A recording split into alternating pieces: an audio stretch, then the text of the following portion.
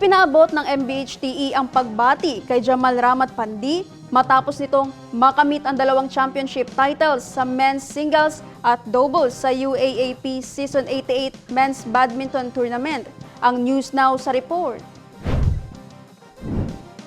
Binati ng MBHTE si Jamal Ramat Pandi matapos itong makamit ang dalawang championship titles sa men's singles at doubles sa UAAP Season 88 Men's Badminton Tournament.